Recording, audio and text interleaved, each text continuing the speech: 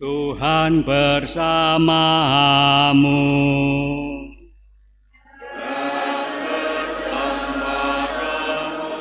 Inilah Injil Yesus Kristus menurut Santo Matius.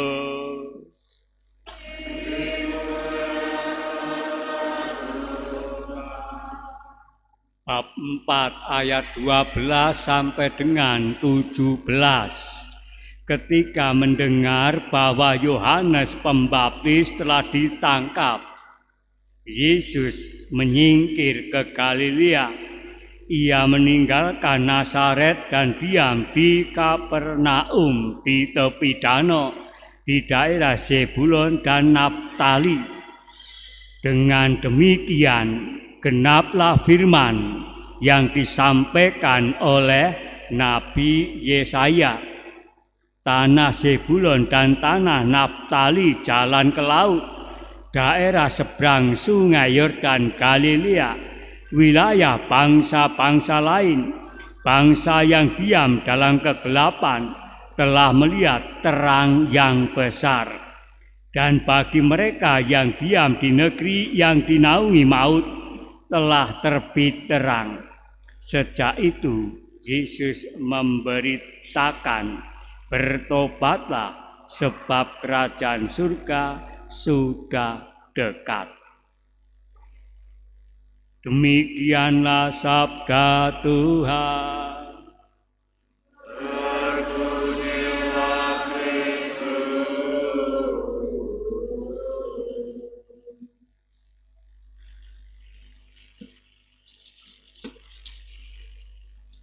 Saudara-saudariku, hatiku gelap.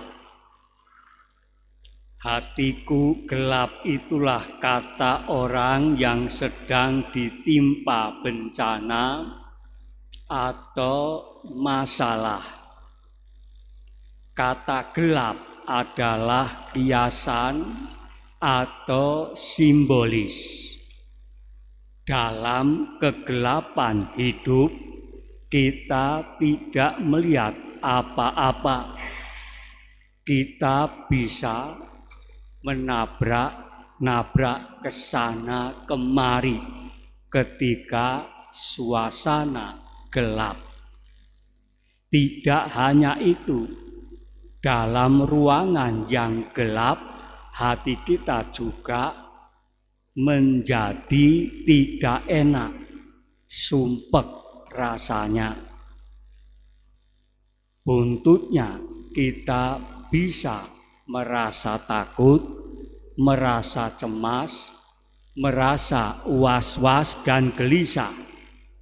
Ingat saja lampu padam di waktu malam.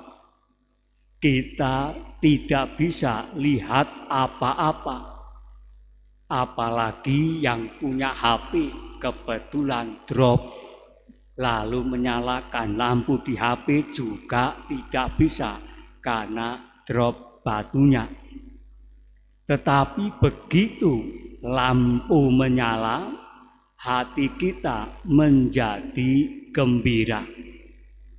Begitu melihat cahaya, diri kita menjadi ringan, enteng, dan bersukacita.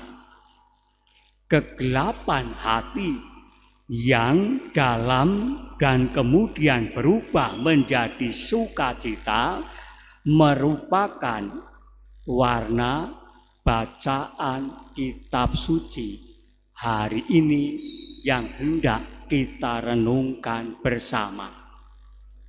Nabi Yesaya dalam bacaan pertama menggambarkan kegelapan bangsanya yang dibuang ke negeri Babylon, Assyria.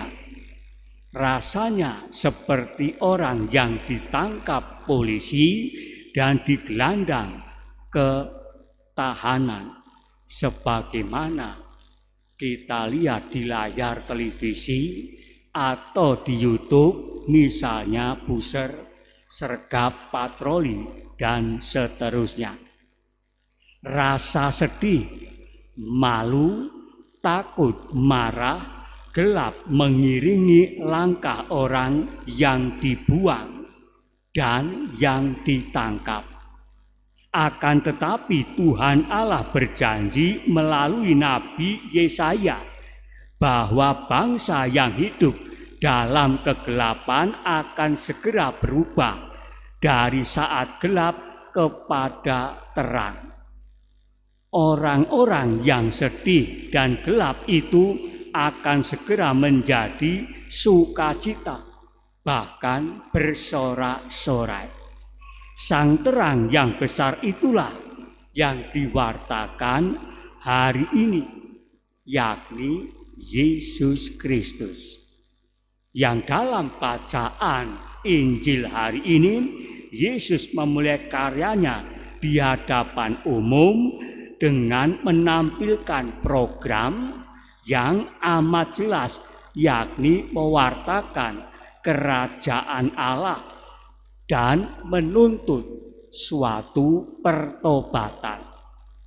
Yang menarik, Yesus sebagai sang terang bukan hanya mewartakan kerajaan Allah, tetapi juga memanggil para murid. Persis sesudah Yesus memulai karyanya. Maka saudaraku, mari kita renungkan dua hal. Karena setiap minggu ketiga oleh Paus Fransiskus dicanangkan sebagai hari Minggu Sabda Allah. Intinya kita semua yang beriman kepada Yesus senantiasa berani mewartakan Injil kemanapun Anda pergi.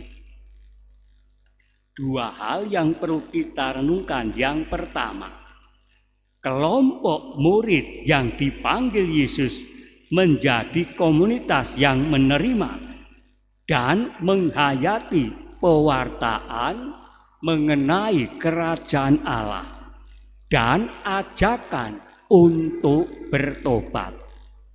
Kelompok murid Yesus ini menjadi contoh bagi kita yang mau menerima pewartaan Yesus dan mau menjalankan pertobatan untuk menanggapi kedatangan kerajaan Allah dan mengupayakan selalu pertobatan sebagai orang beriman. Kita adalah kelompok murid Yesus yang diundang untuk menerima dan menghayati pewartaan Yesus itu. Bertobatlah sebab kerajaan Allah sudah dekat.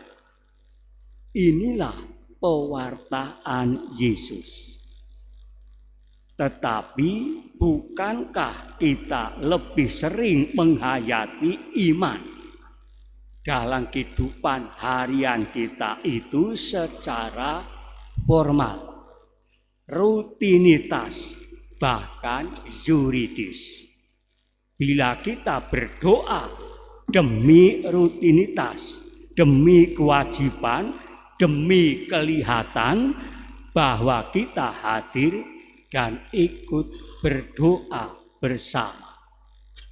Padahal jika kita mengikuti panggilan murid Yesus hari ini, jelas sekali bahwa kita dipanggil menjadi pengikut Yesus untuk senantiasa menghayati kehadiran kerajaan Allah dan rajin melakukan pertobatan. Oleh karena itu, saudaraku, menerima dan menghayati kehadiran kerajaan Allah berarti membiarkan hati kita, Anda dan saya, dipimpin oleh Allah sendiri. Caranya yang terbaik untuk menanggapi kehadiran Allah adalah dengan pertobatan pribadi. Yang dalam hal ini Saudaraku, mari kita renungkan bersama, Anda dan saya, bagaimana semangat pertobatan kita selama ini. Bukankah kita suka dalam kehidupan harian menunda-nunda untuk bertobat? Yang muda masih ingin berfoya-foya dan hidup semaunya, kan belum mau mati. Siapa tahu yang suka main judi, yang suka korupsi, yang suka tidak jujur, menyeleweng, main kasar ataupun menindas, ya jalan terus, lanjut saja, kan belum mau mati. Siapa tahu yang sukanya terlambat datang misa, terlambat bangun, lalu sampai gereja main HP, kurang berdoa, tidak mendengarkan sabda Allah, asik dengan main gamenya lewat HP-nya. Meskipun itu di silent, tapi itu terjadi. Kan belum mau mati. Siapa tahu jika kita kurang berdoa, kurang mati raga, yo jalan terus, kan matinya masih lama. Siapa tahu, apalagi kita masih begitu dan terus suka dalam perbuatan yang tidak benar dan diterus-terusin begitu, bukankah tidak cocok dengan maksud awal Anda menjatuhkan pilihan panggilan hidup sebagai pengikut Tuhan Yesus? Itu yang pertama. Yang kedua, kelompok murid perlu menjaga kesatuan persaudaraan untuk mewartakan Injil dan kesaksian hidup kita sehari-hari sebagai pengikut Tuhan Yesus. Maka ajakan untuk menjaga kesatuan ini disampaikan dalam bacaan yang kedua. Paulus meminta agar kita semua sebagai orang beriman seia, sekata, dan jangan ada perpecahan di antara kamu, tetapi sebaliknya supaya kamu erat bersatu dan sehati sepikir. Saudaraku, menjaga kesatuan dan persaudaraan ini amat penting. Maka di awal tadi kita berdoa bersama untuk perdamaian dunia. Hari ini hari yang ketiga, puji syukur nomor 177. Seluruh dunia orang Katolik diajak untuk mohon perdamaian dunia, mohon kesatuan, persaudaraan, itu yang penting. Maka menjaga kesatuan persaudaraan ini sangat penting, bahkan termasuk dalam inti kehidupan murid Yesus sendiri. Sebab apabila hidup kita tidak rukun, kesaksian hidup sebagai murid Yesus menjadi sangat jelek sekali. Apalagi hidup kita tidak rukun dan tidak bisa damai, pewartaan Injil, pewartaan sabda menjadi sia-sia.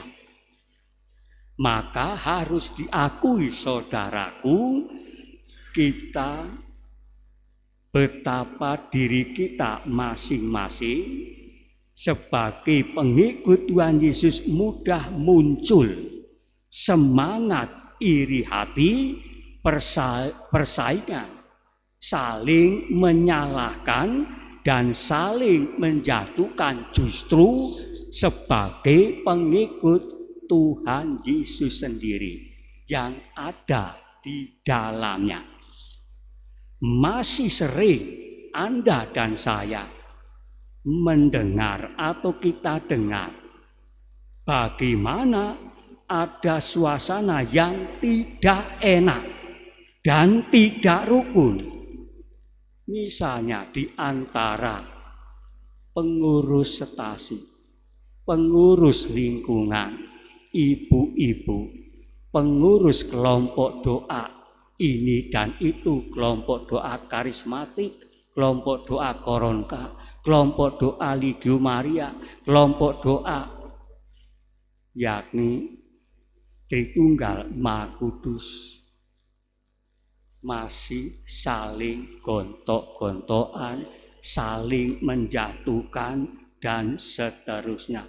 Tidak usah jauh-jauh, dalam keluarga kita masing-masing pun yang tiap hari bertemu atau bahkan tiap hari Sabtu Minggu misa pun pulang masih suka cekcok, tidak rukun, bersaing dan cari menangnya sendiri.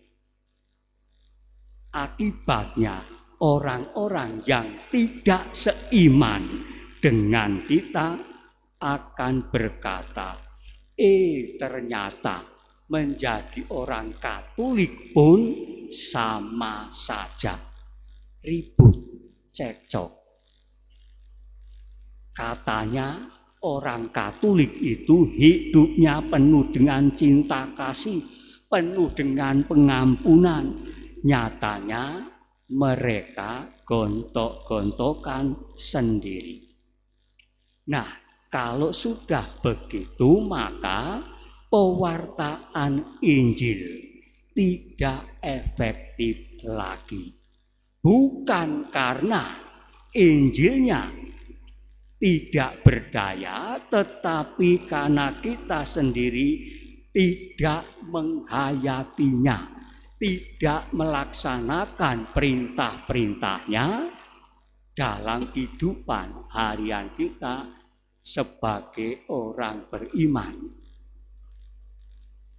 Akhirnya, saudaraku, semoga komunitas keluarga kita menjadi murid yang menjadikan persatuan cinta kasih di atas segala-galanya. Itulah yang membuat gereja menjadi sarana keselamatan bagi anggotanya dan juga bagi yang percaya kepada Yesus. Tuhan memberkati.